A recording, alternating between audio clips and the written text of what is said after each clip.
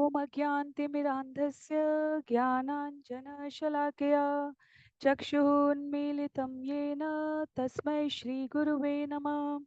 जय श्री कृष्ण चैतन्य प्रभु नित्यानंद श्री अद्वैत गदाधर श्रीवासादि गौर भक्तवृंद।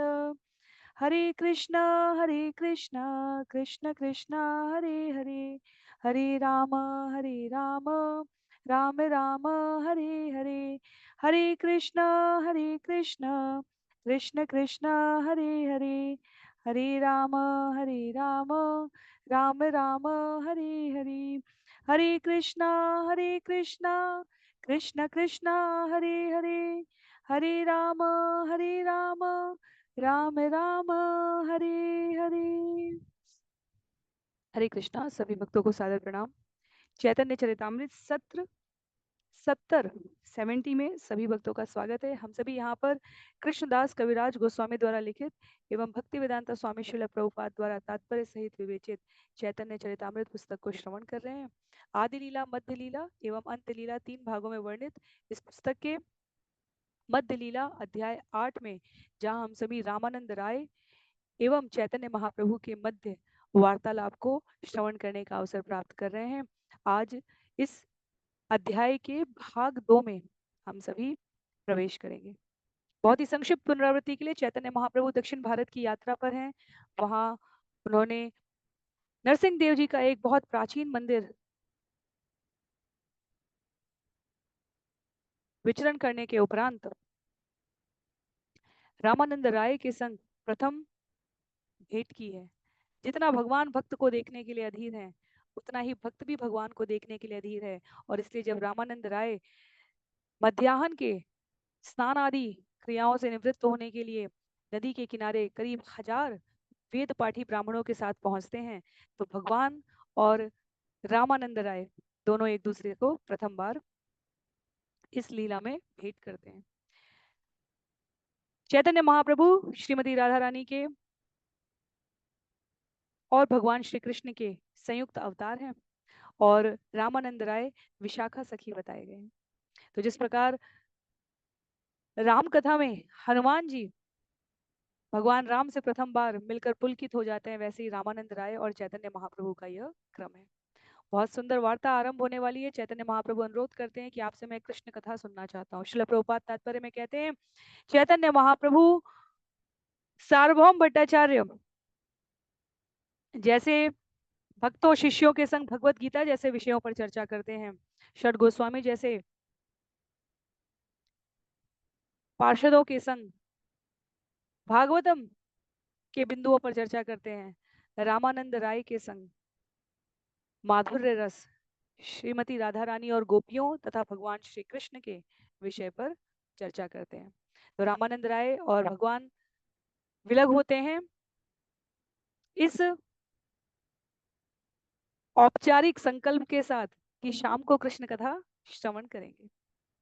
रामानंद राय अब भगवान के द्वारा उनकी कृपा से, उनकी इच्छा से की जाने वाली इस लीला के अंतर्गत जो कहवाना चाहते हैं भगवान, वो रामानंद राय व्यक्त करने वाले हैं। तो तुलना की है यहाँ पर कृष्णदास कविराज गोस्वामी जी ने। वो कहते हैं, चैतन्य महाप्रभु रूपी सागर की शक्ति से संपन्न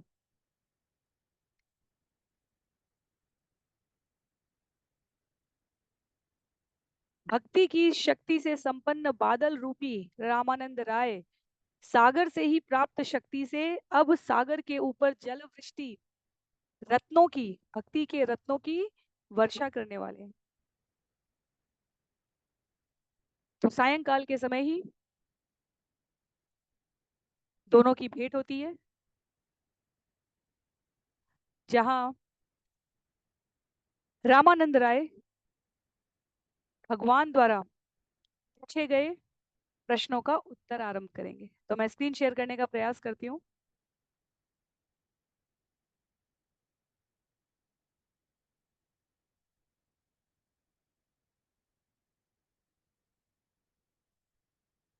भगवान पूछते हैं कि भक्त की और भगवान की कौन सी मैं स्क्रीन शेयर करने का प्रयास कर रही हूँ यहाँ पर। कौन सी स्थिति को आप सर्वोच्च कहते हैं? तो ये चर्चा आरंभ हुई थी, यन्नाम श्रुति मात्रेण पुमान् भवति निर्मल तस्य तीर्थम पदम किम वा दासा नाम अवशिष्यते। जिन पूर्ण पुरुषोत्तम भगवान के चरण कमल तीर्थ स्थानों को उत्पन्न करते हैं, उनके पवित्र नाम को सुनने से ही मनुष्य का मन निर्मल हो जाता है। अतएव जो दास बन चुके हैं, अब उनके लिए आगे पाने के लिए क्या शेष है? तो यह क्रम वार्ता का जहां आ रहा है, वहां उससे पूर्व दो श्लोक और हैं। मैं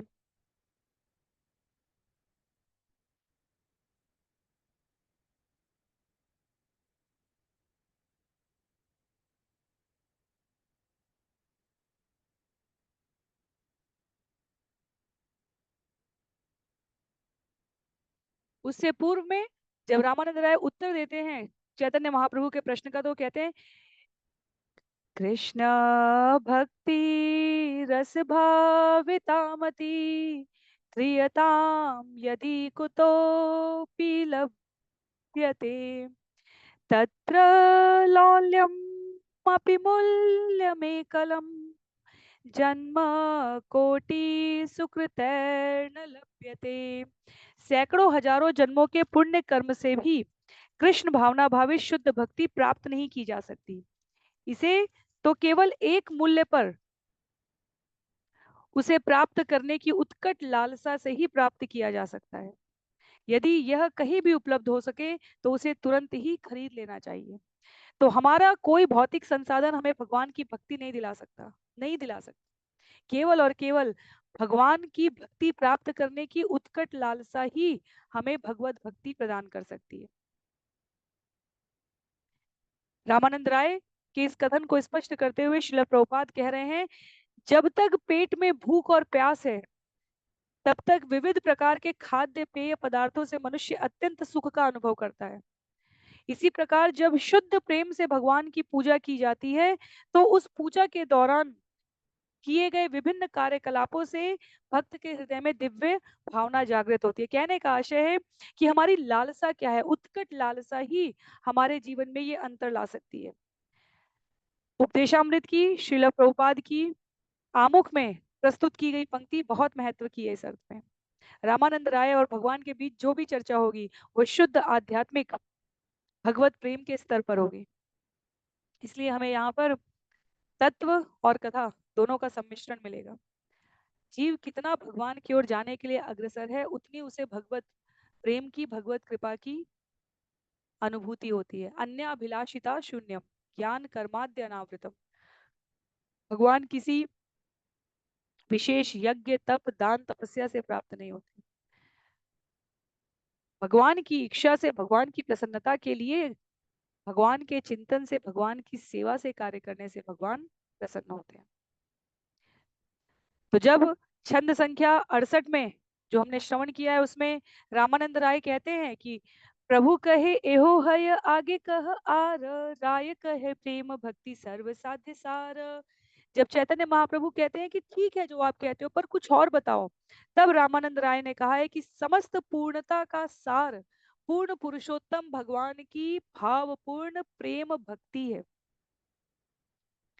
इसके पश्चात कुछ शेष नहीं रह जाता।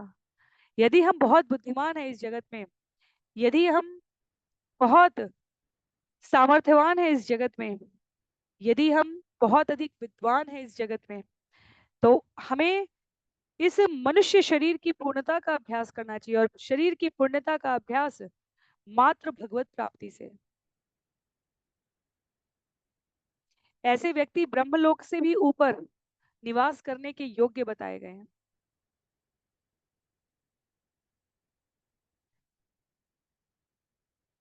भगवान की भक्ति में अपने आप को अनुरक्त करने वाला जीव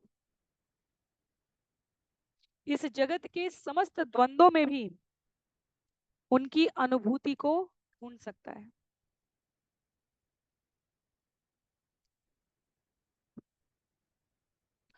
और जब यह विषय आगे चलता है, तब रामानंद राय कहते हैं, यथोत्तरम् असौ स्वाद विशेषोल्लासमय्यपि रतेर्वासनया स्वाद्वी भासते कापि कस्यचित्। एक के बाद एक रसों में अधिकाधिक प्रेम का अनुभव होता जाता है, किंतु सर्वोच्च स्वाद वाला प्रेम तो माधुर्य रस में ही प्रकट होता है। तो शांत से लेकर दास्य से लेकर साख्य से लेकर वात्सल्य से लेकर जो सर्वाधिक आनंददायक रस है, प्रत्यक्ष रसों में भगवान की, उसमें माधुर्य रस बताते हैं रामानंद राय। अब चर्चा हो जाए, आरंभ हो जाएगी राधा कृष्ण तत्वों पर। कहेंगे पूर्व पूर्व रसिर गुण परे परे हय दुई तीन गण निपंच पर्यंत बाड़य।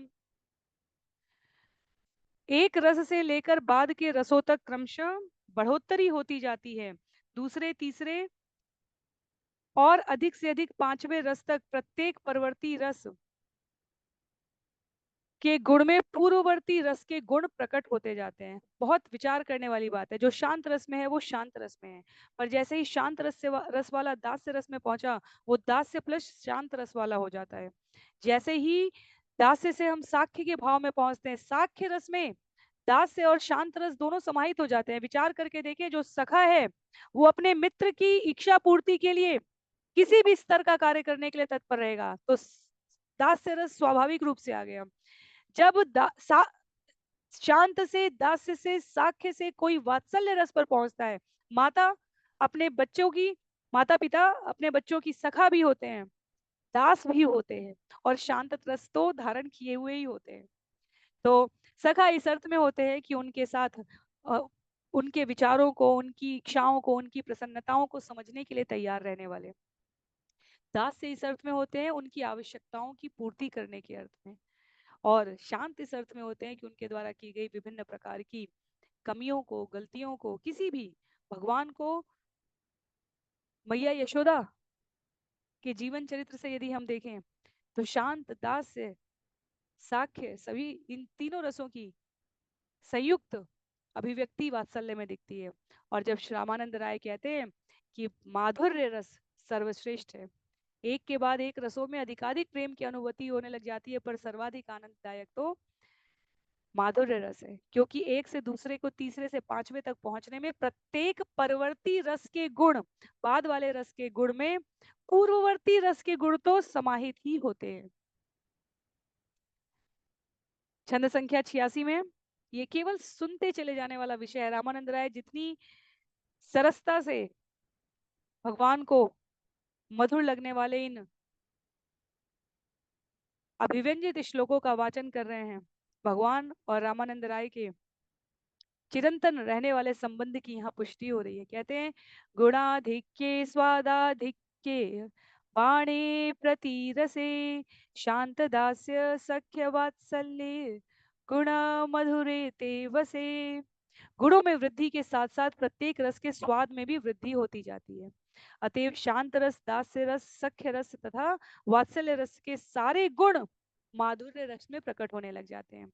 आका आकाशादिर गुण ये न पर पर भूते दुई तीन क्रमे वाड़े पंच पृथ्वी ते। पांच भौतिक तत्वों आकाश, वायु, अग्नि, जल तथा पृथ्वी में गुणों की उत्तरोत्तर वृद्धि एक, दो तथा तीन की क्रमिक विधि से होती है, और अंतिम अवस्था में पृथ्वी तत्व में पांचों गुण पूर्णतया दृष्टिगोचर होते हैं। परिपूर्ण कृष्ण प्राप्ति यही प्रेमा है थे, यही प्रेमार वस कृष्ण कहे भागवते। भगवान कृष्ण के चरण कमलों की पूर्ण प्राप्ति भगवत प्रेम से, विशेष रूप से माधुर्य रस द्वारा संपन्न हो पाती है। भगवान कृष्ण इस स्तर के प्रेम के वश में हो जाते हैं। श्रीमद् भागवतम में ऐसा कहा गया है। तो रामानंद राय भागवतम को यहाँ पर संदर्भित करते हुए बतलाते हैं कि माधुर्य रस में शांत, दास, सख्य तथा वात्सल्य के अतिरिक्त स्वयं माधुर्य प्रेम के सारे गुण पाए जाते हैं। इसीलिए पूर्णता कही गई है माधुर्य रस की, कि भगवान को पूर्णतया तुष्ट करने के लिए जीव को माधुर्य रस धारण करना होता है। माधुर्य रस हम श्रृंगार रस के रूप में भी कहते हैं। जब हम ललित माधव और विदग्ध माधव पढ़ते हैं, रूप गोस्वामी जी द्वारा लिखित अद्भुत माधुर्य रस का उल्लेख है वहां पर। माधुर्य रस की पराकाष्ठा हम श्रीमती राधा रानी में देखते हैं। और कहते हैं श्रील प्रभुपाद की राधा कृष्ण की लीलाओं में इसीलिए भगवान को क्या कहा गया, मदन मोहन, और राधा रानी क्या है, मदन मोहन मोहिनी। जो समस्त विश्व को मोहित करके रखते हैं वो कामदेव मदन है। जो करोड़ों करोड़ों कामदेव को मोहित कर ले वो मदन मोहन भगवान श्री कृष्ण हैं। और जो करोड़ों करोड़ों कामदेवों को मोहित करने वाले भगवान श्री कृष्ण हैं वो मदन मोहन मोहिनी से मोहित रहते हैं। वह भगवान श्री कृष्ण श्रीमती राधा रानी के प्रेम में बस है। भगवान की आह्लादनी शक्ति है श्रीमती राधा रानी। यह अत्यंत तुक्ष बात है, शुद्र बात है, अत्यंत अल्प ज्ञान की बात है जब कोई राधा रानी और भगवान श्री कृष्ण के विषय पर प्रश्न चिन्ह लगाता है। क्योंकि हम मनुष्य के रूप में हर वस्तु को शरीर के स्तर पर देखने के अभ्यासी हो चुके होते हैं। ये स्त्री है और ये पुरुष है। इस वर्तमान परिदृश्य में हमारी आंखों के सामने अनेकानेक ऐसे जीव हैं जिनको हम दर्शन नहीं कर सकते। अनेकानेक ऐसी अनुभूतियां हैं जिनका कोई शरीर धारण स्वरूप नहीं है। जैसे मन में कष्ट है, मन अप्रसन्न है, मस्तिष्क में अतृप्ति अभाव की अनुभूति है। ये सब हम नाप नहीं सकते, तौल नहीं सकते। ये परिमाण की बात नहीं होती है, ये अवस्था होती है। भगवान की शक्ति श्रीमती राधा रानी ये अवस्था है। भगवान की प्राकृत स्वरूपिणी शक्ति पुंज लादिनी शक्ति जो सच्चिद आनंद का आनंद तत्व है वो श्रीमती राधा रानी है।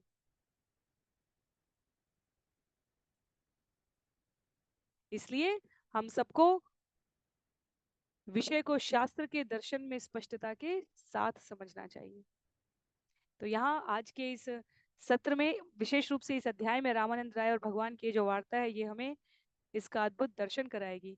मयि भक्तिर्हि भूतानाम अमृत्वाय कल्पते दृष्टया यदा सीन्मत् स्नेहो भवती नाम मदापन। कहते हैं भगवान कृष्ण ने गोपियों से कहा मेरी कृपा प्राप्त करने का साधन मेरी प्रेममयी सेवा है और सौभाग्य से तुम सब उसी में लगी हुई हो। जो जीव मेरी सेवा करते हैं वे वैकुंठ जाने और ज्ञान तथा आनंद से पूर्ण शाश्वत जीवन प्राप्त करने के पात्र हो जाते हैं। लोग प्रश्न कर सकते हैं क्योंकि हम सब जीव इस जगत में आए इसलिए क्योंकि हम भगवान से स्वतंत्र भोगने की इच्छा रखते हैं। भगवान को अपनी सेवा करवाने के लिए इतनी क्यों व्याकुलता आतुरता है? वास्तव में भगवान अत्यंत करुणा के साथ प्रतीक्षा करते हैं जीवों की। हम सबका भगवान से विलग कोई अस्तित्व नहीं क्योंकि हम सब अपने आप को विलग भिन्न मानते हैं। इसलिए हमें ये चुनौतीपूर्ण लगता है कि हम क्यों सेवा करें। पर देखा जाए तो इस विश्व में हर व्यक्ति किसी न किसी प्रकार की सेवा में ही लगा है। या तो स्वयं की सेवा कर रहा है विभिन्न इच्छाओं की पूर्ति करने के लिए या अन्यों की इच्छा पूर्ति के लिए कार्य कर रहा है। इसके अतिरिक्त जीव की तीसरी गति जो होती है, जो वास्तविक गति है, वो ये होती है कि भगवान की इच्छा पूर्ति करना। भगवान उसी का मार्ग प्रदर्शन करते हुए कह रहे हैं भक्ति तथा अमृतत्व मानव जीवन का उद्देश्य शाश्वत जीवन का प्राकृतिक पद प्राप्त करना है। लिखते हैं श्रील प्रभुपाद यह शाश्वत जीवन एकमात्र भक्ति द्वारा प्राप्त किया जा सकता है। मरने और जीते रहने के लिए पुनः पुनः पुनः जरा व्याधि कुंठा द्वेष अहंकार क्रोध इन भावों की अनुभूति करने के लिए ये जीवन नहीं मिला है। और हम अपने सभी प्रकार के प्रयास कर लें इन अनुभूतियों से हम परे भी नहीं जा सकते। इस विश्व का धनवान से धनवान सामर्थ्यवान व्यक्ति ईर्ष्या द्वेष कुंठा रोग व्याधि वृद्धावस्था और मृत्यु इनके भयों से पार नहीं पा सकता। केवल एक भक्त पार पा सकता है। इसलिए अपनी उस परम पद की स्थिति को पुनः प्राप्त करना यह जीवन की पूर्णता है। कृष्णेर प्रतिज्ञा दृढ़ सर्व काले आछे ये याचे भजे कृष्ण तारे भजे तैछे। भगवान कृष्ण ने सदा सदा के लिए दृढ़ प्रतिज्ञा की है। जो कोई कृष्ण की जितनी सेवा करता है वे उसे भगवत भक्ति में उतनी ही सफलता प्रदान करते हैं। ये यथामाम प्रपद्यन्ते। भगवत गीता में यहाँ तात्पर्य में श्रील प्रभुपाद ने लिखा है 9.25 में स्पष्ट करते हैं भगवान यान्ति देवव्रता देवान पितृन यान्ति पितृव्रता भूतानि यान्ति भूतेज्या यान्ति मद्या जिनोपिमा। जो देवताओं की पूजा करते हैं वे देवताओं के बीच जन्म लेंगे, जो पितरों की पूजा करते हैं वे पितरों के पास जाएंगे, जो भूत प्रेत को पूजते हैं वे भूत प्रेतों के बीच उत्पन्न होंगे और जो मेरी पूजा करते हैं वह मेरे साथ रहेंगे। अंतर है देवलोक में, महरलोक में, तपलोक में, पितृलोक में और वैकुंठ लोक में। अन्य सभी लोग वैकुंठ के अलावा वह इस भौतिक जगत की सीमा में आते हैं। भगवान की बहिरंगा शक्ति के प्रभाव में वैकुंठ लोक में भगवान की शक्ति चलती है। तो वांछित पद प्राप्त करने की कामना से प्रेरित जीवों को वांछित आश्रय भी लेना रहेगा। जो भगवान को चाहते हैं वो केवल भगवान की पूजा करेंगे। इसका अर्थ ये नहीं है कि अन्य असंतुष्ट हो जाएंगे, पितर देवता भूत प्रेत असंतुष्ट हो जाएंगे, ऐसा नहीं होता। वृक्ष की जड़ को सींचने से पूरा वृक्ष लहलहाता है। इस जगत का सार पूर्ण पुरुषोत्तम भगवान श्री कृष्ण है और उनकी सेवा करने से अन्य सभी तत्व अपने आप व्यवस्थित रहते हैं। भक्त्या माम अभिजानाति यावन यश्चास्मि तत्वतः ततो माम तत्वतो ज्ञात्वा विशते तदनंतरम। देखा जाए तो भगवत गीता में भगवान ने खुले द्वार के रूप में अपने मुखारविंद से यह संस्तुतियां की है। केवल भक्ति द्वारा मुझे पूर्ण पुरुषोत्तम भगवान को यथा रूप में समझा जा सकता है। जब मनुष्य ऐसी भक्ति से मुझे पूरी तरह जान लेता है तभी वह भगवत धाम में प्रवेश कर सकता है। इसलिए भौतिक जगत और आध्यात्मिक जगत साथ साथ नहीं सद सकता। दो नावों पर है, और इन नावों की दूरी भी बढ़ती चली जाती है। दो नावों पर दूरी के साथ हम नदी पार नहीं कर सकते। भवसागर पार करना है तो प्रत्येक भौतिक कार्य को आध्यात्मिक कर देना होगा। हमारा खाना, सोना, घूमना, बात करना, व्यवसाय करना, व्यवहार करना, सब कुछ आध्यात्मिक प्रेरणा से प्रेरित होना चाहिए। और भक्त इस जगत में वही व्यवहार कर रहा होता है। इसलिए इस जगत में भी भक्त अपने आप को वैकुंठ में निवास करता हुआ अनुभूत कर सकता है। वैकुंठ जहाँ कुंठा नहीं है, जहाँ किसी से द्वेष नहीं है। द्वेष जीव या तो भय से करता है या ईर्ष्या से करता है, या तो हमसे कम हो तो द्वेष करता है, या तो अधिक हो तो द्वेष करता है, जब बराबर हो तो भय करता है। तो ये आपस में परस्पर संबंधित है। तथापि हमारे लिए बहुत महत्व के हैं। इन बिंदुओं को जिन प्रकार से आचार्य विभिन्न स्थानों पर संदर्भित करके हमें ये समझने का आश्रय देते हैं, ये हमारे लिए बहुत महत्व के हैं।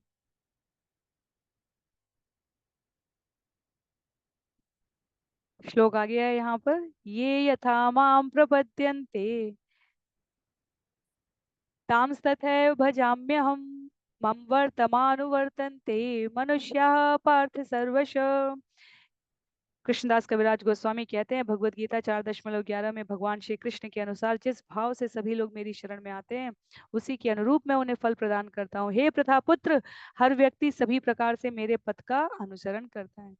एई प्रेमेर अनुरूप नापारे भजीते अतएव ऋणी हय कहे भागवते। श्रीमद् भागवतम 10.32.22 में कहा गया है कि भगवान श्री कृष्ण माधुर्य रस में भक्ति का आदान प्रदान समान अनुपात में नहीं कर पाते, अतएव वे ऐसे भक्तों के सदैव ऋणी रहते हैं। तो माधुर्य रस में पहुंचकर भगवान छोड़ देते हैं, भगवान ऋण धारण कर लेते हैं। न पार ये हम निर्वध्य संयुजाम स्वसाधु कृत्यम विबुधायुषापिव या मा भजन्तुर्जय गेह श्रृंखला संवृश्य तद्व प्रतियातु साधुना। जब गोपियां कृष्ण से रासलीला में उनकी अनुपस्थिति के कारण असंतुष्ट होकर विवल थी, तभी कृष्ण वापस आ गए और उन्होंने उनसे कहा, हे गोपियों, हमारा मिलन निस्संदेह समस्त भौतिक कल्मश से मुक्त है। मैं स्वीकार करता हूँ कि मैं तुम सबके ऋण को अनेक जन्मों में भी नहीं चुका सकूंगा, क्योंकि तुम लोगों ने मुझे ढूंढने के लिए अपने पारिवारिक बंधनों को तोड़ डाला है। अतएव मैं ऋण चुकाने में असमर्थ हूँ। फलतः तुम लोग इस संबंध में किए गए अपने नेक कार्यों से संतुष्ट हो जाओ।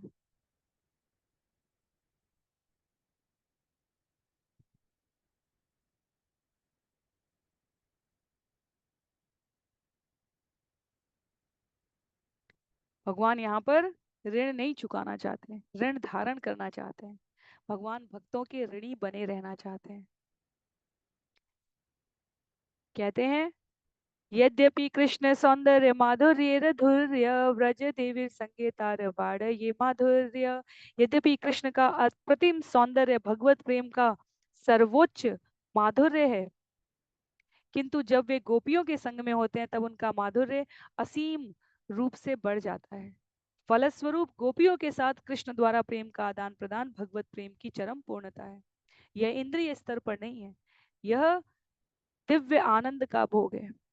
उतनी पूर्णता से भगवान किसी अन्य रस में आनंद नहीं लेते जितनी माधुर्य रस में भगवान और उनके भक्तों के बीच की घनिष्ठता बताई गई है।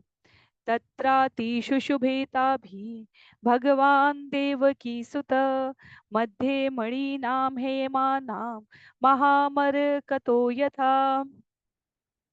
यद्यपि देवकी पुत्र भगवान समस्त सौंदर्य के आगार हैं, किंतु जब वे गोपियों के बीच होते हैं तब वे और भी अधिक सुंदर लगते हैं, क्योंकि वे सोने तथा अन्य मणियों से घिरे हुए मरकत मणि जैसे लगते हैं। तो रामानंद राय वर्णन करते जा रहे हैं चैतन्य महाप्रभु भगवान की इस छवि में, इस विविधता भरे गुणों के लीला के सौंदर्य दर्शन में मुग्ध होते जा रहे हैं। कहते हैं, प्रभु कहे ए साध्या अवधिशु निश्चय कृपा करी कह यदि आगे किछु है। श्री चैतन्य महाप्रभु ने उत्तर दिया, यह निश्चय ही पूर्णता की सीमा है, किंतु आप मुझ पर कृपा करें और यदि कुछ और हो सके तो उसे भी कहें। राय कहे इहार आगे पूछे है न जाने एत दिन नाही जानी अच्छा ये भुवने। रामानंद राय ने उत्तर दिया, आज तक मैं इस भौतिक संसार में ऐसे किसी व्यक्ति को नहीं जानता था जो भक्ति की इस पूर्ण अवस्था के आगे क्या है इसके बारे में पूछ सके।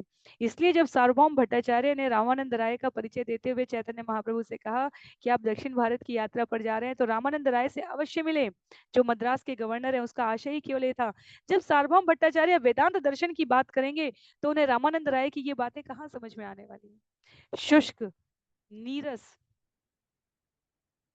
दर्शन में ये सरल अप्रतिम आनंद देने वाले माधुर्य प्रेम की बातें मेल नहीं खाती, पर जब सार्वभौम भट्टाचार्य के ऊपर भगवत कृपा होती है तब उन्हें रामानंद राय की बातें समझ में आती हैं। यदि हम स्मरण करें तो पिछले अध्याय में रामानंद राय के बारे में सार्वभौम भट्टाचार्य कहते हैं, अब आपकी कृपा से मैं रामानंद राय के शब्दों का आशय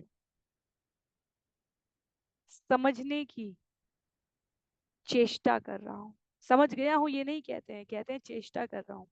और यहाँ जब चैतन्य महाप्रभु कहते हैं कि भक्ति की इस पूर्णता के आगे क्या है, तो रामानंद राय आश्चर्यचकित है। कहते हैं, इस जगत में भक्ति की पूर्णता के आगे क्या है ये किसी ने नहीं पूछा कभी। यहाँ मध्य राधार प्रेम साध्य शिरोमणि याहर महिमा सर्व शास्त्री रेबा खानी। रामानंद राय कहते हैं, गोपियों के प्रेम व्यापार में से कृष्ण के प्रति श्रीमती राधा रानी का प्रेम सर्वोपरि है। निसंदेह श्रीमती राधा रानी की महिमा का बखान सभी प्रामाणिक शास्त्रों में उच्च स्तर पर हुआ है। बहुत सुंदर श्लोक है ये। यथा राधा प्रिया विष्णु तस्या कुंडम प्रियम तथा सर्वगोपीषु सेवका विष्णु अत्यंत वल्लभा। जिस तरह श्रीमती राधा रानी श्री कृष्ण को परम प्रिय है, उसी तरह उनका स्नान स्थान राधा कुंड भी उन्हें प्रिय है। सारी गोपियों में श्रीमती राधा रानी सर्वोच्च हैं और कृष्ण को अत्यंत प्रिय है। पद्म पुराण जो 55,000 श्लोकों का है, श्रीमद् भागवतम हमने 644 सत्रों में श्रवण किया, करीब 2 साल कुछ महीनों में, वह 18,000 श्लोक था। पद्म पुराण 55,000 श्लोक है, भगवान श्री कृष्ण और राधा रानी से संबंधित अनेक अनेक लीलाओं से भरा हुआ। तो रामानंद राय द्वारा ये पूछे जाने पर कि इस भक्ति की पूर्णता के पश्चात क्या है, क्षमा कीजिए, चैतन्य महाप्रभु द्वारा पूछे जाने पर रामानंद राय उत्तर दे रहे हैं, इसके आगे श्रीमती राधा रानी का प्रवेश होता है। क्या है? अनया राधितो नूनम भगवान हरि ईश्वर यन्नो विहाय गोविंद प्रीतो यामन यत्रः। गोपियों ने परस्पर बातें करते हुए कहा, हे सखियों, जिस गोपी को कृष्ण अपने साथ एकांत स्थल में ले गए हैं उसने भगवान की पूजा दूसरे सब की अपेक्षा अधिक की होगी। तो ये भागवतम का श्लोक है, इसलिए जब कोई कहता है कि भागवतम में श्रीमती राधा रानी कहाँ है, तब खुले रूप से, क्योंकि सुखदेव गोस्वामी श्रीमती राधा रानी के शुक हैं, तो उनको आज्ञा नहीं थी राधा रानी की, पर उन्होंने यहाँ अप्रत्यक्षतः श्रीमती राधा रानी का प्रवेश कराया है। आराधित अनया राधित, जिनके जैसा कोई दूसरा नहीं है। गोपी द्वारा की गई भगवान श्री कृष्ण की पूजाओं में इस गोपी की आराधित, इसकी पूजा सर्वश्रेष्ठ है। सर्वोच्च आराधिका जो है वह श्रीमती राधा रानी है। जब कोई पहली बार चैतन्य चरितामृत सुने, और वो भी शायद इस सत्र को सुने, तो उसको दुविधा हो सकती है कि ये क्या हम श्रवण कर रहे हैं। पर जो क्रमबद्ध श्रवण कर रहे हैं गीता से भागवतम से अब चैतन्य चरितामृत पर, उन्हें पता है कि जीवन में यदि हमारी पूर्णता देखी जाए, लक्ष्य देखा जाए, उद्देश्य देखा जाए, हमारे कार्यों की सर्वाधिक शुभ परिणति देखी जाए, तो वो भगवान की भक्ति करना है। और भगवान की भक्ति जैसे इस जगत में कोई कार्य सीखने के लिए हमें कोई उदाहरण चाहिए होता है, वैसे ही भगवान की निस्वार्थ निष्कपट संपूर्ण समर्पण के साथ की गई भक्ति का जो मानक स्तंभ है, प्रकाश पुंज जो शिरोमणि उदाहरण है, वो श्रीमती राधा रानी। इसलिए यहाँ पर रामानंद राय बतला रहे हैं कि इस पूर्णता के सार में जिसका हम श्रवण करके प्रेरणा प्राप्त कर सकें, वो श्रीमती राधा रानी। और जैसे ही रामानंद राय ने परिचय कराया है, चैतन्य महाप्रभु कहते हैं, प्रभु कहे आगे कह सुनिते पाई, सुखे अपूर्वामृत नदी वहे तोमार मुखे। चैतन्य महाप्रभु ने कहा, बोलते जाइए, मुझे आपकी बातें सुनकर परम सुख हो रहा है, क्योंकि आपके मुख से अद्वितीय अमृत की नदी बह रही है। चोरी करी राधा के नील गोपी गण डरे, अन्यापेक्षा हेले प्रेमेर गाढ़ ताना स्फुरे। श्री कृष्ण ने रास नृत्य के समय अन्य गोपियों की उपस्थिति के कारण श्रीमती राधा रानी से प्रेम का आदान प्रदान नहीं किया। अन्यों पर आश्रित होने के कारण राधा तथा कृष्ण के प्रेम की प्रगाढ़ता प्रकट नहीं हो पाई, इसलिए वे उन्हें चुरा ले आए हैं। तो ये भागवतम का वो संदर्भ है जो हमने श्रवण किया था। राधा लागी गोपी रे, यदि साक्षात करे त्याग, तबे जानी राधा रे कृष्ण गाढ़ अनुराग। कहते हैं, यदि भगवान कृष्ण ने राधा रानी के लिए अन्य गोपियों का त्याग कर दिया, तो हम समझ सकते हैं कि भगवान श्री कृष्ण में उनके लिए प्रगाढ़ स्नेह है। राय कहे तबे सुनो, प्रेमे महिमा त्रिजगते, राधा प्रेमे नाही का उपमा। रामानंद राय ने आगे कहा, अतएव आप मुझसे श्रीमती राधा रानी के प्रेम की महिमा सुने। भगवत भक्ति की पूर्णता के पश्चात राधा रानी की प्रेम की महिमा है, तीनों लोकों में उसकी तुलना के योग्य अन्य कोई नहीं है। गोपी गणे रास नृत्य मंडली शाड़िया, राधा चाही वने फिरे विलाप करिया। श्रीमती राधा रानी ने जब देखा कि उनके साथ अन्य गोपियों जैसा व्यवहार हो रहा है, तो उन्होंने ये चाल चली और रास नृत्य के वृत्त को छोड़ दिया, उस मंडल से निकल गई। श्रीमती राधा रानी को न पाकर कृष्ण दुखी हुए और विलाप करते हुए उनकी खोज में सारे वन में घूमने लगे। कंसारी रिपि संसार, वासना बद्ध श्रृंखलाम, राधा माधाय हृदये तत्याज व्रज सुंदरी। कंस के शत्रु भगवान श्री कृष्ण ने श्रीमती राधा रानी को अपने हृदय में बसा लिया, क्योंकि वो उनके साथ नृत्य करना चाहते थे। इस तरह उन्होंने रास नृत्य के क्षेत्र को तथा व्रज की अन्य सुंदरियों का साथ छोड़ दिया। इत ततः तामनुसृत्य राधिकाम्, अनंगबाण व्रणखिन्न मानस, कृतानुताप सकलिंत नंदिनी, तटांत कुंजे विषसाद माधव। कामदेव के बाणों से विद्ध होकर तथा राधा रानी के साथ किए गए दुर्व्यवहार से दुखी होकर माधव भगवान श्री कृष्ण श्रीमती राधा रानी को यमुना नदी के किनारे किनारे खोजने लगे, किंतु जब वे उन्हें नहीं खोज पाए तो वो वृंदावन के कुंजों में प्रवेश करके विलाप करने लगे। यह गीत गोविंद का श्लोक है, जयदेव गोस्वामी जी द्वारा उद्धृत किया गया है। এই দুই শ্লোকের अर्थ विचारिले जानी, विचारिते उठे ये न अमृते रखानी। केवल इन्हीं दो श्लोकों पर विचार करने से समझा जा सकता है कि ऐसे प्रेम व्यापारों में कितना अमृत है। यह तो वैसा ही है जैसे अमृत की खान को खुला छोड़ दिया जाए। शत कोटि गोपी संगे रास विलास, तार मध्य एक मूर्ति रहे राधा पाश। यद्यपि रास नृत्य के समय श्री कृष्ण लाखों गोपियों के बीच में थे, किंतु तो भी उन्होंने अपने आप को अनेकों में से एक दिव्य रूप में श्रीमती राधा रानी की बगल में रखा। साधारण प्रेम देखी सर्वत्र समता, राधा रकुटिल प्रेमे हई लवामता। यद्यपि भगवान श्री कृष्ण अपने सामान्य व्यवहार में सभी के प्रति समभाव रखते हैं, किंतु श्रीमती राधा रानी के कुटिल प्रेम भाव के कारण विरोधी तत्व उपस्थित हो गए हैं। तो हम समझने का प्रयास कर रहे हैं यहाँ पर कि भगवान रामानंद राय से मिलकर किस परमानंद की बात करें। भगवान उस प्रेम का आस्वादन करने के लिए जिसके लिए उनका गुह्य अवतार है, ये भक्त अवतार, अनुभूत करना चाहते हैं कि राधा रानी को कितना आनंद आता है भगवान की सेवा करने में। हम सामाजिक सांसारिक स्तर पर इस प्रेम को अनुभूत ना कर पाए भगवान के संदर्भ में, पर हम इस जगत के संबंधों में अवश्य अनुभूत कर सकते हैं। किसी दिन उदाहरण के लिए, यदि माता ने बच्चे के स्कूल जाने के लिए लंच बॉक्स बनाया हो, बड़े स्नेह से प्यार से बनाया हो, और बच्चे के बैग में रखना भूल जाए, बिल्कुल सरल सी बात है ये, तो क्या होगा? दिन भर मैया सोचती रहेगी कि अरे, मैंने, उसको शोभ होगा, उसको संताप होगा। यदि पिता घर में प्रवेश करते समय शाम को कोई एक खिलौना, कोई एक बच्चे की मनपसंद चीज खरीदे और उसका मूल्य शुल्क भुगतान करके उसको वापस लाना भूल जाए और घर आके निकालना चाहे तो याद आए कि वो दुकान पर ही छूट गया, तो जो हताशा होती है उसमें किसी प्रकार के मूल्य का विनिमय नहीं हो रहा है, शुद्ध प्रेम का आदान प्रदान है, चाहे माता के व्यवहार में, चाहे पिता के व्यवहार में। कोई संतान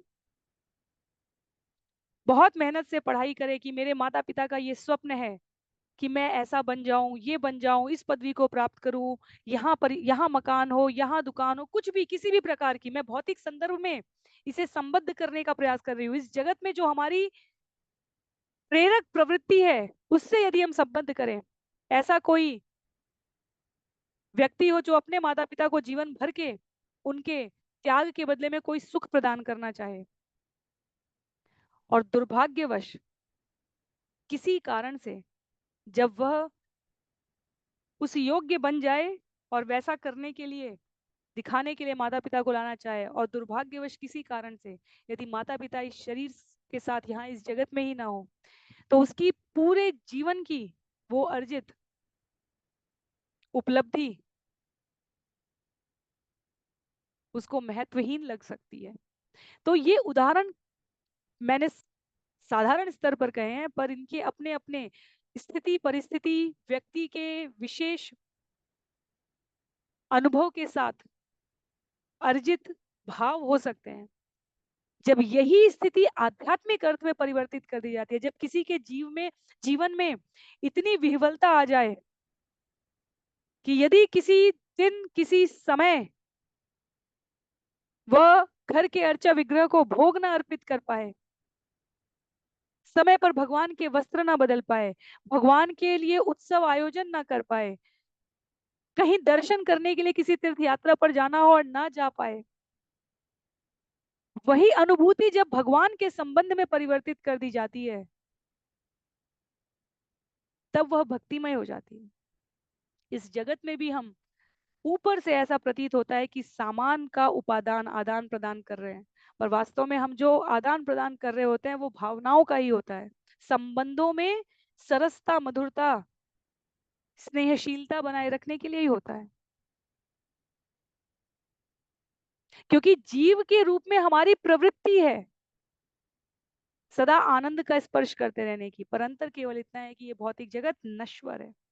यहाँ अनुभूत किया गया, विनिमय किया गया स्नेह चिरंतन नहीं रहता, केवल भगवान के साथ वह चिरंतन रह पाता है। तो राधा रानी का जो प्रेम है भगवान के प्रति, उसे यहाँ कुटिलतापूर्ण इसलिए कहा गया क्योंकि उसमें मान है, मैं भगवान का हूं, भगवान मेरे हैं, ये इस जगत का मान होना चाहिए। जगत में रहने वाले भक्तों का ये आश्रय स्थल होता है, मैं भगवान का हूँ। राधा रानी ने देखा अन्य गोपियों की तरह मेरे साथ व्यवहार हो रहा है, द्वेष नहीं है, यह आध्यात्मिक मान है, भगवान के संग। यहाँ पर स्पष्ट करते हैं छंद संख्या 111 में, अहे इव गति प्रेमण स्वभाव कुटिला भवेत, अतो हेतो रहेतोश्च यूनोर्मान उदंचति। तरुण युवक तथा तरुण युवती के मध्य प्रेम की गति सांप की गति जैसी होती है। इसके फलस्वरूप तरुण युगलों में दो प्रकार का क्रोध होता है, एक तो हेतु सक्रिय सहित क्रोध और दूसरा हेतु रहित क्रोध। उद्देश्य प्राप्ति का क्रोध, हेतु सहित क्रोध और हेतु रहित क्रोध।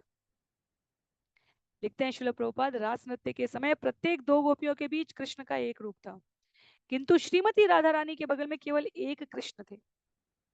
दो गोपियों के मध्य एक कृष्ण थे, राधा रानी के पास पूर्ण कृष्ण थे। इतना होने पर भी श्रीमती राधा रानी कृष्ण से असहमति प्रकट कर रही थी, नहीं। तो इसलिए उज्जवल नीलमणि में श्रील रूप गोस्वामी द्वारा ये कहा गया है तरुण युवक और युवती के बीच की प्रेम की गति को इस सांप से समता करने। क्रोध करी रास शाणी गेला मान करी, तारे न देखिया व्याकुल है श्री हरि। जब श्रीमती राधा रानी बुरा मान गई और क्रुद्ध होकर रास नृत्य से चली गई, तो उन्हें न देखकर श्री कृष्ण अत्यंत व्याकुल हो उठे। सम्यक सारे वासना कृष्णेर, रास लीला वासना ते राधिका श्रृंखला। रास लीला मंडल में भगवान कृष्ण की इच्छा सम्यक रूप से पूर्ण है, किंतु उस इच्छा को बांधने वाली कड़ी श्रीमती राधा रानी है। ताहा विनु रास लीला नाही भाय चित्ते, मंडल ईशानिया गेला राधा अन्वेषीते। श्रीमती राधा रानी के बिना कृष्ण के हृदय में रास नृत्य में आनंद नहीं रहता। अतः उन्होंने भी रास नृत्य मंडल को छोड़ दिया और वे राधा की खोज में निकल गए। इतस्तत भ्रमी कान्हा, इतस्तत भ्रमी कान्हा राधा ना पाइया, विषाद करे न काम बाड़े खिन्न हैया। जब श्री कृष्ण श्रीमती राधा रानी की खोज में निकल गए, तो वे इधर उधर घूमने लगे, किंतु उन्हें न पाकर वे कामदेव के बाढ़ से खिन्न होकर विलाप करने लगे। शतकोटि गोपित नहे काम निर्वापण, ताहा ते अनुमानी श्री राधिकार गुण। चूंकि श्री कृष्ण की काम वासना लाखों गोपियों के बीच में भी पूरी नहीं हो सकी और इस प्रकार वे श्रीमती राधा रानी की खोज कर रहे थे, अतएव हम अनुमान लगा सकते हैं कि राधा रानी में कितने दिव्य गुण थे। प्रभु कहे यही लागी आई लाम, तोमा स्थाने से ही सब तत्व वस्तु है मोर ज्ञाने। यह सुनकर श्री चैतन्य महाप्रभु ने रामानंद राय से कहा, मैं जिसके लिए आपके निवास स्थान पर आया वह तत्व वस्तु अब मेरी समझ में आ चुकी है। विचार करके देखने की बात है, जैसे हमने अपने जीवन में कुछ वर्ष पूर्व कोई ऐसी घटना की हो जो हमारे हृदय को अत्यधिक रोमांचित करने वाली हो। हम ऐसे किसी पर्वत की चोटी पे ऊंचाई पर गए हो मित्रों के संग, या हमने कोई शरारती प्रवृत्ति की हो, और अब जब हम वापस उन मित्रों से मिलें और उनको स्मरण करें, तो वो अतीव सुख देने वाली होती है। भाई बहनों में भी, संबंधों में भी बचपन की कोई घटना बड़े होकर स्मरण करने पर आनंद देने वाली होती है। चैतन्य महाप्रभु राधा रानी के भाव से हैं। रामानंद राय के मुख से ये सुनकर कि भगवान राधा रानी को कितना मान देते थे, राधा रानी के तत्व को समाहित किए हुए भगवान कितनी आनंद की अनुभूति कर रहे हैं, तो भगवान कह रहे हैं मुझे स्मरण आ रहा है। ए बेसे जानी लो साध्य साधन निर्णय, आगे आर आछे कीचो शून्य ते मन है। अब जाकर मैं जीवन के दिव्य लक्ष्य को और उसे प्राप्त करने की विधि को समझ पाया हूँ। इतने पर भी मैं सोचता हूँ कि अभी और कुछ बाकी है, जिसे पाने के लिए मेरा मन इच्छा रखता है। कृष्णे रस्वरूप कह राधा रस्वरूप, रस को न तत्व प्रेम को न तत्व रूप। पूछते हैं भगवान, कृपया कृष्ण तथा श्रीमती राधा रानी के दिव्य स्वरूप का वर्णन कीजिए, इसके साथ दिव्य रस तथा भगवत प्रेम का दिव्य स्वरूप भी बताइए। कृपा करी यही तत्व कहत अमारे, तुम बिन के इहा निरूपित नारे। कृपा करके मुझे इन सारे तत्वों को समझा दीजिए, आपके अतिरिक्त इनको कोई और नहीं समझा सकता। राय कहे इहा आमे किछु ही न जानी, तुम यही कहो से ही कही आमी वाणी। श्री रामानंद राय ने उत्तर दिया, मैं इसके विषय में कुछ भी नहीं जानता, मैं तो वही शब्द कह पाता हूँ जिसे आप मुझसे बुलवाते हैं। जो भगवान इतने आंतरिक गुह्य स्तर पर बात कर रहे हैं, तो रामानंद राय भी अपने मूल स्वरूप में बात करें, कह रहे मैं कौन होता हूँ आपको ये बतलाने वाला, सुनाने वाला। मैं तो वही कह पा रहा हूँ जो आप मुझसे कहवा रहे हैं। जैसे कृष्णदास कविराज गोस्वामी कहते हैं, मैं वही लिख रहा हूँ जो नित्यानंद प्रभु, रूप रघुनाथ, इनकी प्रेरणा से मुझे लिखने के लिए कहा गया है। रामानंद राय भगवान के वास्तविक स्वरूप को जान चुके हैं, कहते हैं, तोमार शिक्षाए पढ़ी ये न शुक पाठ, साक्षात ईश्वर तुम्हें के बुझे तोमार नाट। मैं तो आपके द्वारा दी गई शिक्षाओं को तोते की तरह केवल दोहराता हूँ, आप स्वयं पूर्ण पुरुषोत्तम भगवान हैं। आपके नाटकीय कृत्यों को भला कौन समझ सकता है। हृदय पे प्रेरण कर जीवाय कहो, वाणी की कहिए भाल मंद की छुई न जानी। आप मेरे हृदय के भीतर से मुझे प्रेरित करते हैं और जीव से कहलवाते हैं। मैं ये नहीं जानता कि मैं अच्छा बोल रहा हूँ या बुरा। प्रभु कहे मायावादी आमित सन्यासी, भक्ति तत्व नहीं जानी मायावादे भासी। पर भगवान ये सब बातें एक तरफ करते हुए कहते हैं, श्री चैतन्य महाप्रभु यहाँ लिखते हैं, श्री कृष्णदास कविराज गोस्वामी कह रहे हैं, मैं तो मायावादी सन्यासी हूँ और मैं ये भी नहीं जानता कि भगवान की दिव्य प्रेम भक्ति है क्या। मैं तो केवल मायावादी दर्शन के सागर में तैरता रहता हूँ। सार्वभौम संगे मोर मन निर्मल हईला, कृष्ण भक्ति तत्व कहता हरे पुछीला। सार्वभौम भट्टाचार्य की संगति करने से मेरा मन निर्मल हुआ है, इसलिए मैंने उनसे कृष्ण की दिव्य प्रेम भक्ति के तत्व के विषय में पूछताछ की। और ऐसा करने पर तेहो कहे आमी नहीं जानी कृष्ण कथा, सभी रामानंद जाने तेहो नहीं ऐता। सार्वभौम भट्टाचार्य ने मुझसे कहा कि वास्तव में मैं भगवान कृष्ण की कथा के विषय में कुछ नहीं जानता, रामानंद राय ही सब कुछ जानता है, किंतु वह यहाँ उपस्थित नहीं है। सार्वभौम भट्टाचार्य हमारे बृहस्पति के अवतार है। तोमा ठाई आई लांड तोमा महिमा सुनिया, तुम्ही मोरे स्तुति करी सन्यासी जानिया। श्री चैतन्य महाप्रभु ने आगे कहा, मैं तो आपकी महिमा सुनकर आपके पास आया हूँ यहाँ पर, किंतु आप तो मुझे सन्यासी जानकर यूं ही अन्यथा मेरी प्रशंसा किए जा रहे हैं। तो चैतन्य महाप्रभु वास्तव में वह मानदंड प्रतिमानक स्थापित कर रहे हैं, गुरु से भक्त से व्यवहार करते समय हमें कितना सरल होना चाहिए, शिक्षा दे रहे हैं। कहते हैं, खिबा विप्र खिबा न्यासी शूद्र के निर्णय, यही कृष्ण तत्ववेत्ता से ही गुरु है य। तो यह चैतन्य चरितामृत के प्रसिद्ध श्लोकों की सूची में आने वाला श्लोक है, छंद है। कहते हैं, खिबा विप्र खिबा न्यासी शूद्र के निर्णय, यही कृष्ण तत्ववेत्ता से ही गुरु है य। कोई चाहे ब्राह्मण हो अथवा सन्यासी या शूद्र हो, यदि वह भगवान श्री कृष्ण के तत्व को, श्री कृष्ण तत्व को समझ सकता है, तो वो गुरु बनने के योग्य है। वर्ण आश्रम जाति व्यवस्था किसी विशेष प्रयोजन के लिए नहीं है। गुण कर्म और स्वभाव यह जीव की दशा को बदलाते हैं। किसी भी स्तर पर हमारे जीवन में ये अंतर नहीं आनी चाहिए, ये भिन्नता नहीं आनी चाहिए। भागवतम हो या भगवत गीता, चैतन्य चरितामृत हो या भक्ति रसामृत सिंधु, हरि भक्ति विलास हो या पद्म पुराण, हम जहां देखेंगे वहां केवल भक्त की भगवान के ऊपर न्यौछावर होने की प्रतिबद्धता का ही गुणगान मिलेगा, वर्ण और आश्रम का नहीं मिलेगा। सन्यासी बलि या मोरे ना करी वंचन, कृष्ण राधा तत्व कही पूर्ण कर मन। श्री चैतन्य महाप्रभु ने आगे कहा, आप मुझे विद्वान सन्यासी समझकर ठगने की चेष्टा ना करें, कृपया आप राधा तथा कृष्ण के तत्व का वर्णन करके मेरे मन को संतुष्ट करें। यद्यपि राय प्रेमी महाभागवते, तार मन कृष्ण माया नारे अक्षादीते, तथापि प्रभुर इच्छा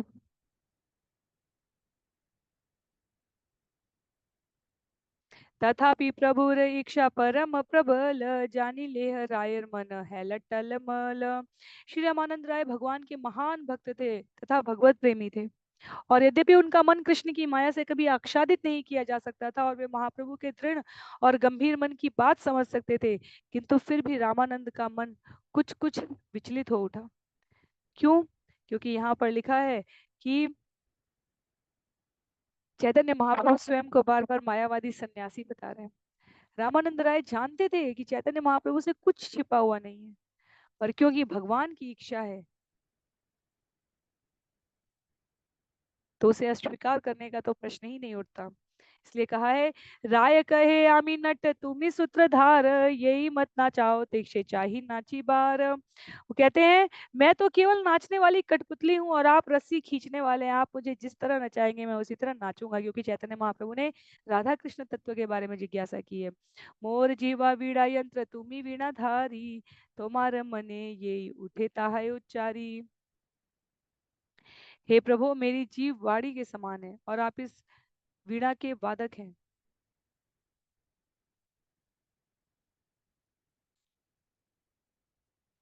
अतएव जो आपके मन में उठता है मैं उसी की ध्वनि उत्पन्न करता हूँ। परम ईश्वर कृष्ण स्वयं भगवान, सर्व अवतारी सर्व कारण प्रधान।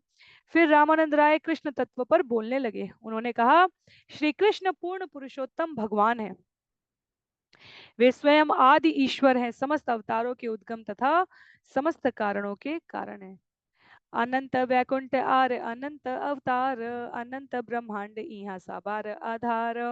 वैकुंठ ग्रहों की संख्या अनंत है और अवतार भी अनंत है। भौतिक जगत में भी असंख्य ब्रह्मांड है और कृष्ण उन सब के परम आधार हैं। सच्चिदानंद तनु व्रजेंद्र नंदन, सर्वेश्वर सर्वशक्ति सर्वरस पूर्ण। तो आरंभ किया है कृष्ण तत्व से। कहते हैं श्री कृष्ण का दिव्य देह सनातन है और आनंद तथा ज्ञान से पूर्ण है। वे नंद महाराज के पुत्र हैं। वे समस्त ऐश्वर्यों शक्तियों तथा दिव्य रसों से पूर्ण है। ईश्वर परमः कृष्ण सच्चिदानंद विग्रह, अनादिरादिर गोविंद सर्व कारण कारणम।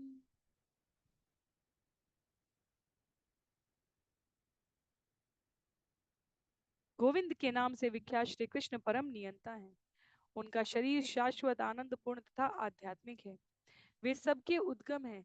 समस्त कारणों के मूल कारण होने के कारण उनका कोई अन्य उद्गम नहीं है। तो भगवान पूर्ण पुरुषोत्तम इस अर्थ में कहे जाते हैं। वृंदावन ने अप्राकृत नवीन मदन, काम गायत्री काम बीजे यार उपासन। वृंदावन के अतिरिक्त आध्यात्मिक क्षेत्र में कृष्ण चिर नवीन आध्यात्मिक कामदेव हैं।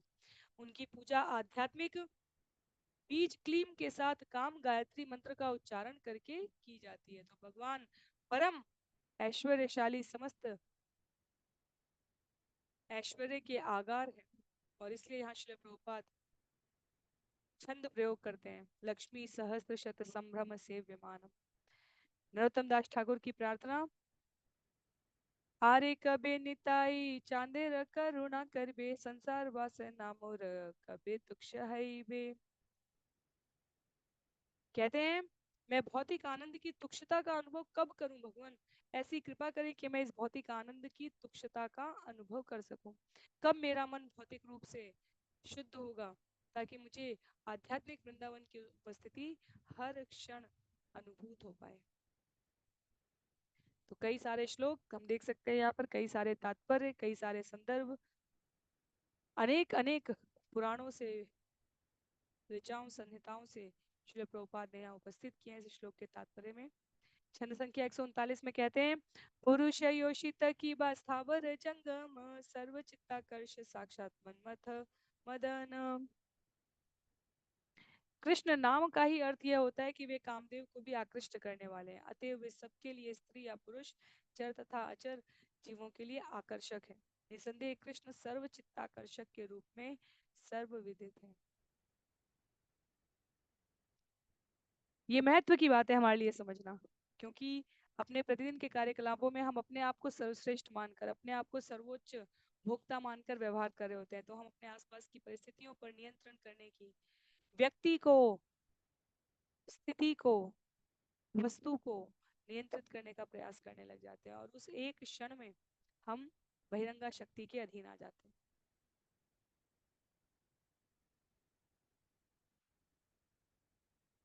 धीरे धीरे मन के भौतिक कलमश को लेश मात्र भी हमें शेष नहीं छोड़ना है। इस विचार के साथ अपने आप को हार्ड मास का पुतला ना समझते हुए श्रील प्रभुपाद लिखते हैं हमें प्रयास करना चाहिए कि हम निष्कपट युक्त निष्प्रयोजन भगवान की स्तुति कर सके। तो यहाँ भगवत गीता और भागवतम का श्लोक है जहाँ भगवान का पुनः उद्धरण है कि जो कोई भी भगवान की भक्ति के लिए इस भौतिक जगत में प्रवेश कर रहा है वह तो मेरे द्वारा वैसे ही मुक्त कर दिया गया है। अपने समस्त प्रयासों से हमें विनिमय करने की एकमात्र वस्तु तो भगवत प्रेम को प्राप्त करने की कामना होनी चाहिए। छंद संख्या 140 में कहते हैं तासा माविर भुक्षौरी स्मयमान मुखाम्बुज, पीतांबर धरस्त्रग्वी साक्षान मनमथ मनमथ। जब कृष्ण रास लीला छोड़कर नृत्य चले गए तब गोपियां अत्यंत खिन्न हो गई, किंतु जब वे शोकमग्न थी तो कृष्ण पीतांबर धारण किए पुनः प्रकट हो गए। फूलों की माला पहने तथा मृदु मुस्कान करते हुए कामदेव को भी आकृष्ट करने वाले थे। इस तरह कृष्ण गोपियों के बीच प्रकट हुए हैं। तो उसी विषय को पुनः यहाँ पर लाते हुए रामानंद राय कृष्ण तत्व की विशेषता स्वयं कृष्ण के सामने प्रस्तुत कर रहे हैं। ये बिल्कुल वैसा ही हुआ जैसे एग्जामिनर ने प्रश्न पत्र बनाया हो और हम उस प्रश्नों के उत्तर उनके सामने ही देने का, उन्हीं को उत्तर समझाने का प्रयास करें। पर रामानंद राय कहते हैं, मैं कठपुतली हूँ, आप जैसे रस्सी से बांध कर नचाना चाहते हैं, मैं नाचने के लिए तैयार हूँ। आप जगत को बतलाना चाहते हैं कि भक्त का और भगवान का संबंध कैसा होना चाहिए। छंद संख्या 141 में कहते हैं, नाना भक्ति रसामृत नाना विध से ही सब रसामृत विषय आश्रय। हर भक्त का कृष्ण के साथ एक विशेष प्रकार का दिव्य रस होता है, किंतु इन सारे दिव्य संबंधों में भक्त पूजक होता है और कृष्ण पूज्य होते हैं।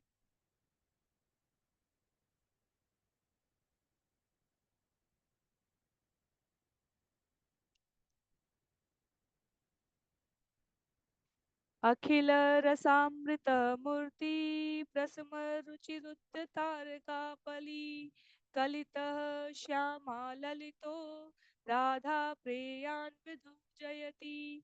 पूर्ण पुरुषोत्तम भगवान श्री कृष्ण की जय हो। उन्होंने निरंतर बढ़ने वाले अपने आकर्षक लक्षणों के कारण तारका तथा पाली नामक गोपियों को जीत लिया है और श्यामा तथा ललिता के मनों को हर लिया है। वे श्रीमती राधा रानी के सर्वाधिक आकर्षक प्रेमी हैं और समस्त रसों में भक्तों के लिए आनंद के आगार हैं। तो असंख्य अनंत मुखों से अनंत युगों तक अनंत शेष के द्वारा भगवान के गुणों का वर्णन किया जाए तो भी पूर्ण नहीं हो सकता। भागवतम की यात्रा से चैतन्य चरितामृत तक के इस वर्तमान सत्र तक भगवान की स्तुति में हमने छंदों की श्रृंखलाओं को श्रवण किया है और सबके पास भगवान को समर्पित करने के लिए विभिन्न प्रकार के शब्द और भाव है। श्रील प्रभुपाद कहते हैं, प्रत्येक व्यक्ति में एक विशेष प्रकार का रस होता है जिससे वो कृष्ण की सेवा करता है, कृष्ण से प्रेम करता है। हर भक्त के लिए कृष्ण और उसका संबंध नितांत व्यक्तिगत होता है, इसलिए वे सभी प्रकार के भक्तों के लिए अखिल रसामृत मूर्ति कहे जाते हैं, भले वो रस कोई भी हो। श्रृंगार रस राजमय मूर्तिधर अतएव आत्मपर्यंत सर्वचित्तहर। कृष्ण सारे रसों में भक्तों के लिए सर्व आकर्षक है क्योंकि वे माधुर्य रस के मूर्तिमान स्वरूप हैं। कृष्ण न केवल समस्त भक्तों के लिए अपितु स्वयं के लिए भी आकर्षक है। तो यहाँ पर ये सुंदर श्लोक है, विश्वेशामनुरंजने जनयनानंदम इंदिवर श्रेणी श्यामल कोमलहरू नयनंगे रंगोत्सवम स्वच्छंदम रज सुंदरी भी अभितः प्रतिअंगमालिंगितः श्रृंगार सखी मूर्तिमानीव मदो मुग्धो हरि क्रीणति। हे सखियों, जरा देखो ना, श्री कृष्ण किस तरह वसंत ऋतु का आनंद लूट रहे हैं। गोपियां उनके सारे अंगों का आलिंगन कर रही हैं जिससे वे श्रृंगार प्रेम के मूर्तिमान स्वरूप लगते हैं। वे अपनी दिव्य लीलाओं से सारे गोपियों तथा अखिल सृष्टि को जीवन प्रदान करते हैं। उनके मृदु श्यामल हाथ तथा पांव नीले कमलों के समान हैं जिनसे उन्होंने कामदेव के लिए उत्सव की सृष्टि कर दी है। तो भगवान के बारे में यह गीत गोविंद का श्लोक है, जयदेव जी ने लिखा है श्रीमती राधा रानी के भावों को प्रकट करते हुए। लक्ष्मीकांतादिद अवतारिर हरे मन लक्ष्मी आदि नारी गणिर करे आकर्षण। वे संकर्षण के अवतार तथा लक्ष्मीपति नारायण को अब भी आकर्षित करने वाले हैं। वे न केवल नारायण को अपितु नारायण की प्रेयसी लक्ष्मी समेत समस्त स्त्रियों को आकर्षित करते हैं।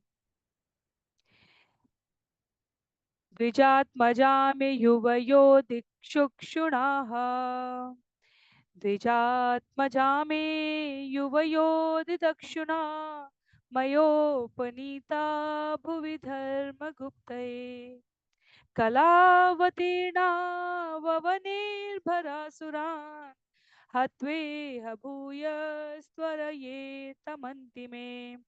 कृष्ण तथा अर्जुन को संबोधित करते हुए महाविष्णु महापुरुष ने कहा, मैं आप दोनों को देखना चाहता था, इसलिए मैं ब्राह्मण पुत्रों को यहाँ ले आया हूँ। आप दोनों इस भौतिक जगत में धर्म की स्थापना करने के लिए अपनी अपनी समस्त शक्तियों समेत प्रकट हुए हैं। आप कृपया सारे असुरों का वध करने के बाद तुरंत आध्यात्मिक जगत में लौट जाएं। तो यहाँ पर जब रामानंद राय कहते हैं कि नारायण तक पूर्ण पुरुषोत्तम भगवान श्री कृष्ण के स्वरूप से आकर्षित हो जाते हैं, तो हमें थोड़ा भ्रम हो सकता है, थोड़ी दुविधा हो सकती है, थोड़ा द्वंद्व हो सकता है। कहते हैं संकर्षण के अवतार नारायण भी भगवान श्री कृष्ण की आकर्षक छवि देखकर मुग्ध हो गए। तो उदाहरण कहाँ है इसका? अगर हमें ये दुविधा है तो उदाहरण जब हम श्रीमद् भागवतम में श्रवण करते हैं, जब भगवान श्री कृष्ण अर्जुन के साथ जाते हैं, जब वह लोकालोक को पार करते हैं, वहां स्कंद 10 अध्याय 89 श्लोक संख्या 58 का श्लोक है। जब महाविष्णु जो इस भौतिक जगत से परे हैं, वो भी कृष्ण के स्वरूप से आकृष्ट हो जाते। जब महाविष्णु ने द्वारका से ब्राह्मण के पुत्रों को चुराया है और कृष्ण तथा अर्जुन उनसे मिलने के लिए आते हैं, तो यह उद्धृत करता है कि कृष्ण इतने आकर्षक है कि अपने ही स्वरूप के साथ भी मोहित हो जाए। तो हम सामान्य जीवों के लिए क्या है, क्या कहते हैं? मैं आप दोनों को देखना चाहता था, इसलिए मैं ब्राह्मण पुत्रों को यहाँ ले आया हूँ।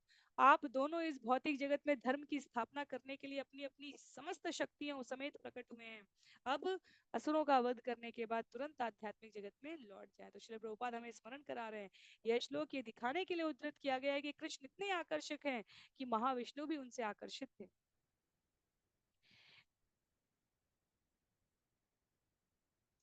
कस्यानुभावो अस्य न देव विद्महे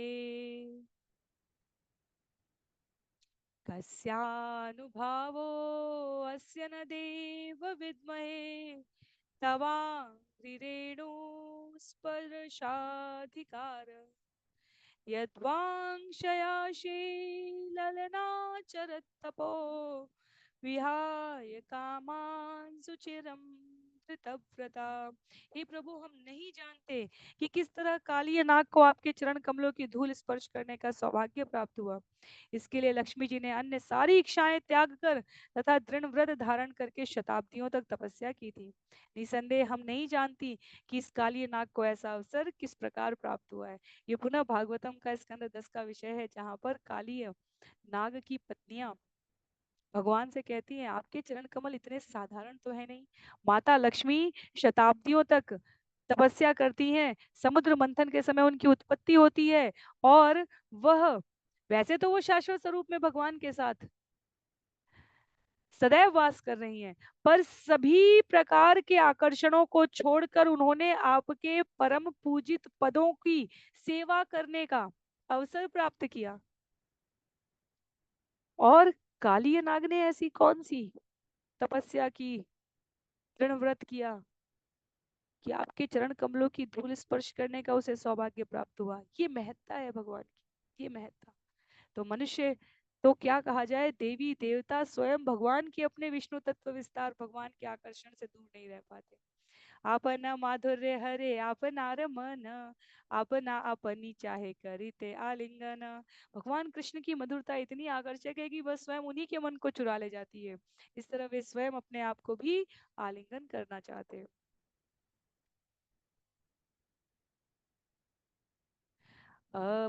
अपरिकलितपूर्वः कश्मत्कारकारी स्फुरति मम गरीयानेश माधुर्यपुर अयम् अहमपि हन्त प्रेक्ष्य यं लुब्धचेता सरग समुपभोक्तुम कामये राधिके। द्वारका के महल के रत्न जटित खंभों में अपनी ही परछाई देकर कृष्ण ने यह कहते हुए आलिंगन करना चाहा था, हाय मैंने इसके पूर्व इतना सुंदर व्यक्ति नहीं देखा, ये कौन है? इसे देखकर ही मैं श्रीमती राधा रानी के समान इसका आलिंगन करने को उत्सुक हो रहा हूँ। तो ललित माधव में रूप गोस्वामी जी लिखते हैं, भगवान का आकर्षक इसलिए तो जगन्नाथ बलदेव सुभद्रा का स्वरूप प्रकट हुआ है। जब माता रोहिणी अन्यों के द्वारा कहे जाने पर द्वारका के महल में ब्रज की लीलाओं का वर्णन कर रही थी, तो कृष्ण, बलराम और सुभद्रा तीनों सुन रहे थे पीछे से, और सुनते सुनते उनके नेत्र इतने विस्फारित हो गए और प्रेम की इस अवस्था में हाथ और पैर ऐसे सिकुड़ गए कि जगन्नाथ बलदेव सुभद्रा के प्राकट्य का उस सुंदर स्वरूप का विस्फारित नेत्रों से भगवान अपने भक्तों की कथाएं सुन रहे होते हैं। और वही जगन्नाथ बलदेव सुभद्रा हमें वर्तमान कलयुग में जब हम दर्शन करने के लिए उत्कंठित, तो भगवान बाहर निकल कर आते हैं वर्ष में अपने भक्तों का दर्शन करने के लिए। तो रामानंद राय कह रहे हैं, कहने के लिए तो बहुत कुछ है भगवान, पर मैं संक्षेप में कुछ कुछ आपको बतला रहा हूँ। एत संक्षेपे कहिल कृष्ण स्वरूप, एबे संक्षेपे कही शून्य राधा तत्व रूप। तब श्री रामानंद ने राय ने कहा, इस तरह मैंने पूर्ण पुरुषोत्तम भगवान के आदि स्वरूप को संक्षेप में कहा है। अब मैं श्रीमती राधा रानी की स्थिति का वर्णन करूंगा। तो छंद संख्या 151 से हम सभी श्रीमती राधा रानी के बारे में अगले सत्र में श्रवण करने का प्रयास करेंगे। आज के लिए सत्र को यहीं पर विराम देते हैं। सभी प्रकार की असहमति के लिए, त्रुटियों के लिए, टिप्पणियों के लिए आप जहां भी जुड़े हैं वहां अपने विचार प्रेषित कर सकते हैं। श्रील प्रभुपाद की जय। कृष्णदास कविराज गोस्वामी जी की जय। चैतन्य चरितामृत की जय। श्रील गुरुदेव की जय। अनंत कोटि वैष्णव वृंद की जय। हरे कृष्ण।